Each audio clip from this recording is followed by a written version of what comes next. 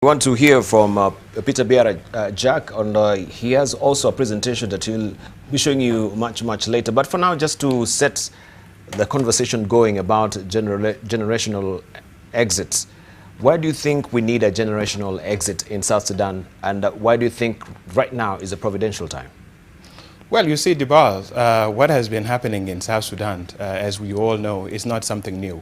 Since 2005, the leaders of South Sudan that has been providing leadership in the country have been getting everything wrong.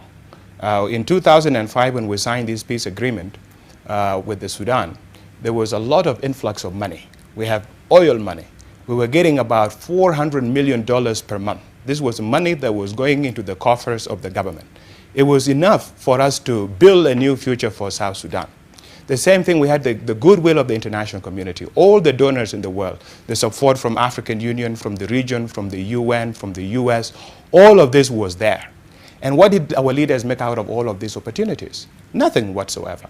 Of course, we got the independence of South Sudan, but we got the independence not because the leaders shepherded the people toward independence, but people made the sacrifice. They knew that for them, what was needed was for the country to become independent.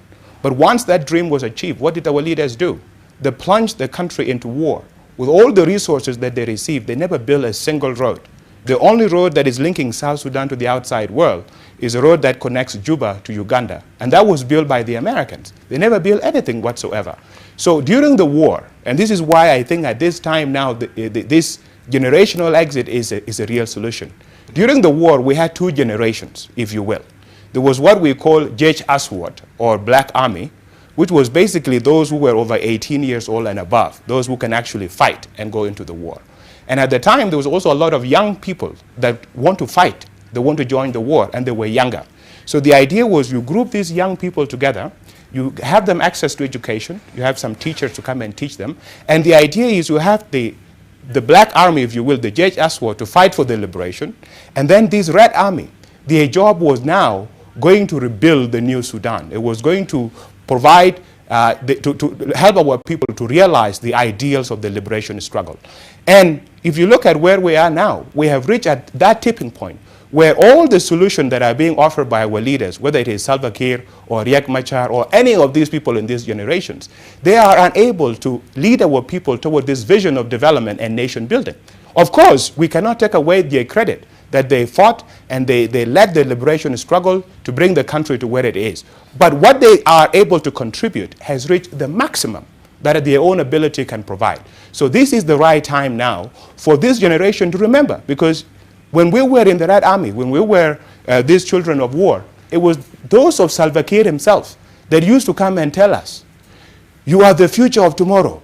You are the seeds of South Sudan. Time will come when the movement and the country will need you. So you go to school, study, you learn your history, you develop better ideas for how this country can move forward. Well, guess what? We have done exactly that. We have studied, we have gone through the different experiences, we have exposed ourselves to the world, and we are able to provide that vision that our leaders are unable to provide. All right. So we have, of course, your presentation ready. You can guide us through on how we wanted to. If you may just take up the laptop also that we may go blow by what Peter Biar Jack wants us to see. The generational X. Yeah, generational exit. Mm-hmm. So essentially, people have been asking about what is this generational exit, and why do we need it? But we need it because if you look at the history, as I was explaining, there used to be what we call the Black Army. Many battalions of the SPLA. These were the men of the SPLA, SPLM that fought for the liberation of South Sudan. These people, they knew at that time that they may not live to see the independence of South Sudan. And what they did, they sent out for children to be brought from all the different corners of South Sudan. The idea was to basically help to groom the next generation of people. So you have this Black Army that was fighting, and then if you have the Red Army, this is the Jesh Amr. What they did was they sent words out to all the corners of South Sudan for the children to be sent, so that these children, they are trained, they're given the ideology of the SPLM, so that if the war lasts longer, there will be better trained and better equipped soldiers that have discipline, and if the war ends, they will be able to lead our people to achieve that ideals of liberation struggle. So there was always the idea of there will be a generational exit at the time.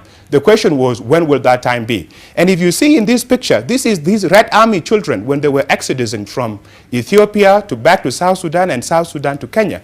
And the gentleman in the red hat there, that is Salva Kiir himself, that is standing there talking with the UN agencies so that these boys are sent to a place where they are safe and they can be protected in Kenya. So they were called the seeds of the nation. Everybody knew about this. Salva Kiir himself knew about it. He knew that his own ideas were not enough to bring about the development. And they used to tell themselves that our job is to destroy the old Sudan.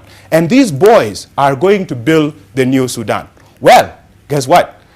Where we are now, you cannot repeat the same thing over and over again and expect a different result. Einstein said that this was insanity.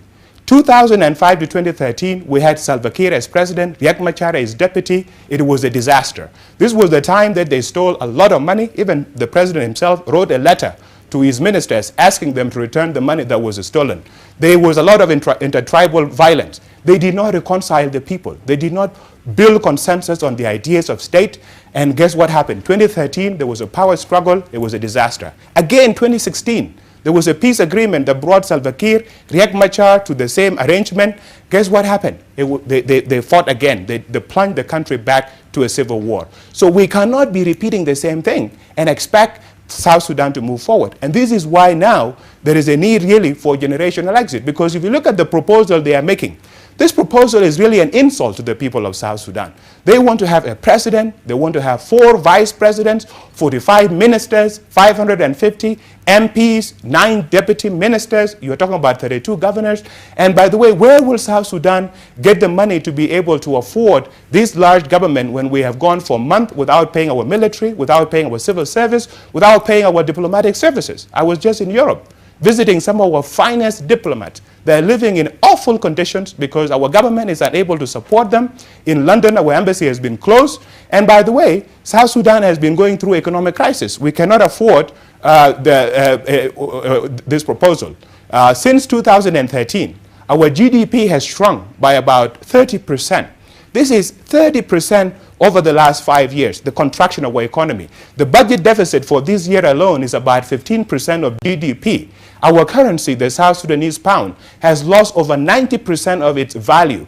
We had inflation that peaked at 800% due to a 4-fold growth in money creation. They were basically just printing money after money to sustain the government. And now they're proposing to have this crazy government. So, of course, what is needed is this generational exit. What are we talking about? We are now talking to these children of war. By the way, there were over 100,000 of them. And they are now spread all over the world. They're in Canada, they're in Australia, they're in the US, in UK, in South Sudan, across different institutions. They're in the army, they're in the intelligence services. They are there. So what is needed now is for this group to realize that the mission that their leader, John Garang de Mabur, was preparing them is now here. And what is required as part of this negotiation going on, honestly, is to answer the question that Salva Kiir asked. Salva Kiir asked 2 months ago when he was addressing people in Juba. He said, if you want me to exit, to have a peace agreement in which I will not be there as president, what is my incentive? That is precisely the question that should be addressed. Instead of bribing all these warlords that are creating war and using it as a way to advance themselves, why don't we actually have a deal with Salva Kiir and talk with them so that we offer him a package so that he can exit and so that South Sudan can build an economy for the future? Because if you look at the future, this is basically what is going on with climate change. And South Sudan is a country that is poor. And countries that are poor and that are exposed are going to be seriously affected. If you look at the whole continent of Africa and where South Sudan is, we are going to be affected. And the only resource we are producing now, oil, we are not investing it.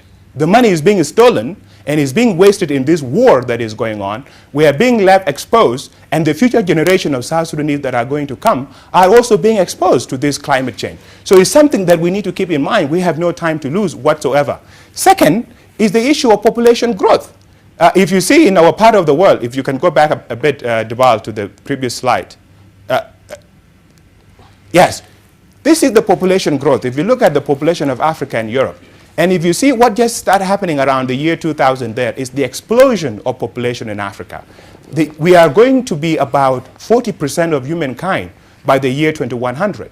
And our region, where we are, is going to be having a lot of people. So we cannot afford to have regimes that cannot govern, and we cannot afford to not invest in the livelihoods of people, because you're going to be dealing with the combined effects of climate change and high population growth, and then add in terrorism and issues of crimes. These are all the different terrorist and illicit trade networks across Africa. This is a perfect recipe for a region that will continue to be behind in every measure of sustainable development, because we are going to be left in conflict. And with conflict, there's no way we can have sustainable development. So what is needed really is for our leaders now to realize that that time when we used to talk, that the Red Army and the new generation will have to come at some point and provide vision for the country. This is what we need to do. We need to look at how do we transform the network and incentive of violence, and how do we build a viable economy. What we need is a complete change of leadership, a transitional leadership that allow our people to focus on a 3-point agenda of building a road networks, building a massive housing network.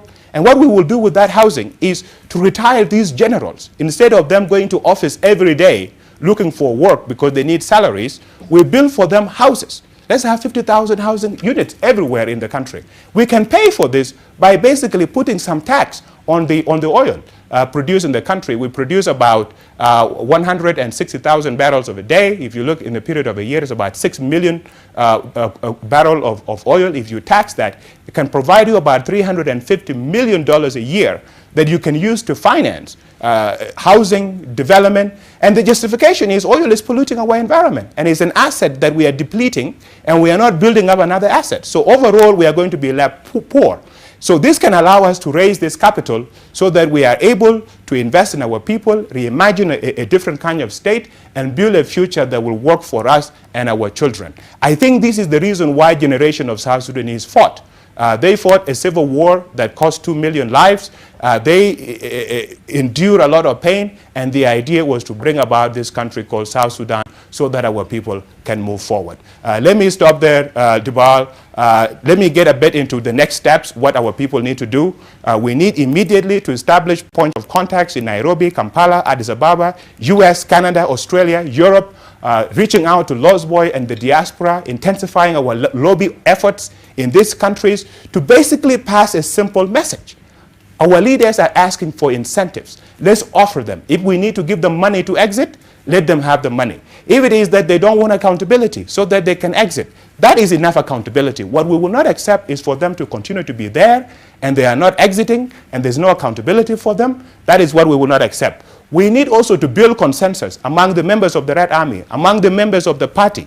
It's not everybody in the party that is corrupt. This SPLM has some of the nationalistic, patriotic people that the world has ever seen. We need to reach out to them, talk to them. Our commanders, the commanders of the Red Army, talk to them. Time has come for South Sudan to have a generational transition. We need also to tell the international community they are misusing their power. It's not about putting pressure on Salva Kiir and Riek Machar to work together.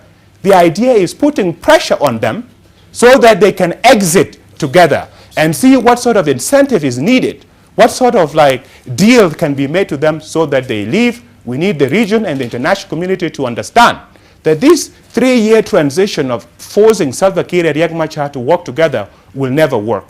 What would help the people of South Sudan is for these men to exit. It was known that they will have to exit, that the time for them to exit was coming, and guess what? That time is here. It's time for the seeds of the nation to flourish and come to the rescue of the country. It's something that we cannot escape. All the members of the Red Army, wherever they are in the world, you cannot escape. This was a historic mission that was given to us. That time will come when we will need to step up and lead this country and this movement to another level, and that time has come now. We cannot continue to say that we are young. Most of us are reaching 50 years, 45. When will we serve the people of South Sudan? I believe now is the time. Salva Kiir wants incentives. I'm sure Riek Machar wants incentives. Let's give them the right incentives. Right. Thank you, Peter Biar Jack. And of course, when we talk about 45 and 50, that's pretty young in Africa, right?